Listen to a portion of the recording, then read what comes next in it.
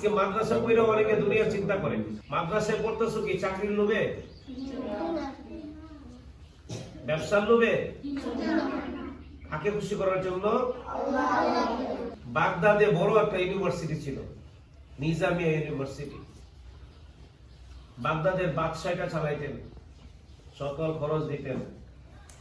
হঠাৎ ওনার কাছে খবর আসলো যে এখানে যারা পড়াশোনা করে, কেউ ডাক্তার হওয়ার জন্য, কেউ ব্যবসায়ী হওয়ার জন্য, কেউ বিজ্ঞানী হওয়ার জন্য, কেউ লেখক হওয়ার জন্য, কেউ বক্তা হওয়ার জন্য লেখাপড়া করে। উনি খুব রাগ করলেন, গেলেন, যে এক ছাত্রকে জিজ্ঞাসা করলেন লেখাপড়া করে কি করবা? ব্যবসায়ী হবো। আরেকজনকে জিজ্ঞাসা করলো তুমি কি হইবা? ডাক্তার হবো। ডাক্তার হইয়া কি করবা? মানুষের চিকিৎসা করবো আর পকেটে টাকা করবো। আরেকটা জিজ্ঞাসা করছে তুমি কি হইবা? আমি বক্তা হব, ওয়াজ করবো আর টাকা খাবো। উনি চিন্তা করলো মাদ্রাসা আমি ভেঙে ফেলি, যে মাদ্রাসায় পড়ে এই দুনিয়াবি এই লাইনে এসে বড় হইতে চায় যারা, এই প্রতিষ্ঠান আমি রাখবো না। হঠাৎ উনি মসজিদের কোনার মধ্যে গিয়ে দেখে একটা ছেলে পড়তেছে। উনি আধা ঘন্টা দাঁড়ায় গেছে। বাগদাদের বাদশাহ, ওই ছেলেটা একবারও ফিরে তাকায় না। আধা ঘন্টা পরে উনি এরকম, তাও ফিরে তাকায় না। আজান দেওয়ার পরে কিতাবটা বন্ধ করছে। কিতাবটা বন্ধ করে বললো আসসালামু আলাইকুম, আপনি কে? তো তার আগে জবাব দাও, তোমার সামনে এইভাবে দাঁড়াইছিলাম এতক্ষণ, তুমি কথা বললে না কেন? আরে আপনি পাগল নাকি?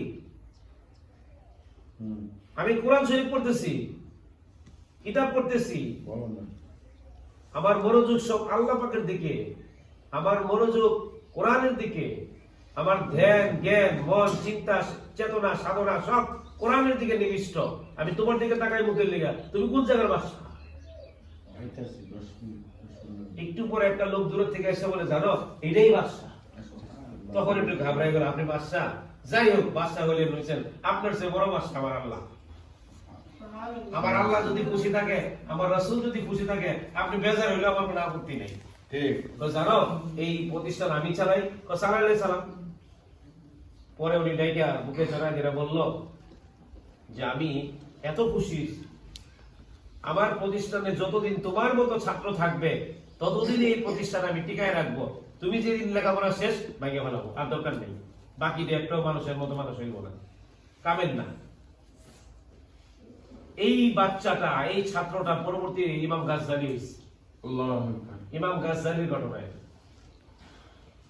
মুফতি আমিনী রহমাতুল্লাহি আলাইহি মাদ্রাসা ছুটি দিত, গ্রামে আসবে, স্টেশনে এসে জিজ্ঞাসা করতো ট্রেন কখন আসবে? 11:20। কথা লেগে কিতাব পড়ি।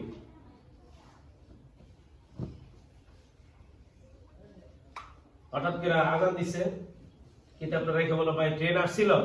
ট্রেন আইসা 1 ঘন্টা অপেক্ষা কইরা 1 ঘন্টা আগে ছেড়ে দিছে। আমি টের পাইলাম না। ট্রেন তো আওয়াজ দিছে, মাইক দিয়ে ঘোষণা দিছে, ছাড়তেছে। বিশ্বাস করো খোদার কসম আমি কোনো শুনিনি।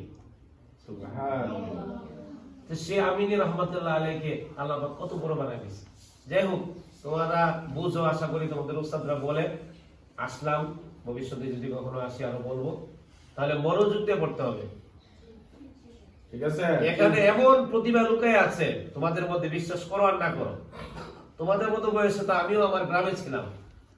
আমি ঢাকা যাবো, আমাকে মানুষ চিনবে, বা আমি কোথাও আমি জানতাম।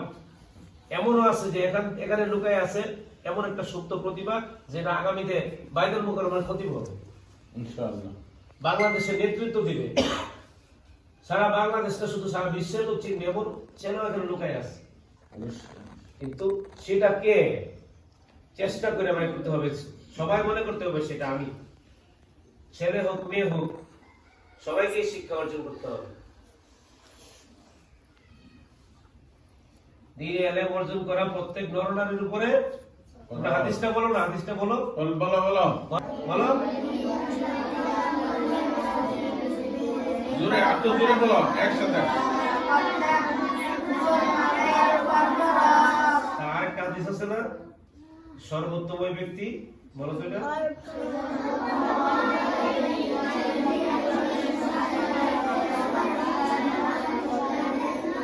যিনি কোরআন শিক্ষা করেন, তাহলে তোমরা শিক্ষা করতেছো না? আর যিনি শিখায় উস্তাদ, তাহলে সবাই সর্বোত্তম। এই যে হাদিসটা বললা, কিন্তু স্কুলের অনেক ছাত্র আছে একটা বোমা মারলে ওই হাদিস বেরিয়ে না, কিন্তু আবার সাইয়া সাইয়া গান দিকে বেরিয়ে, কিন্তু বোমা মারলেও একটা হাদিস বেরিয়ে না। আল্লাহ তাআলা তোমাদেরকে কবুল করুক, এই মাদ্রাসাকে কবুল করুক।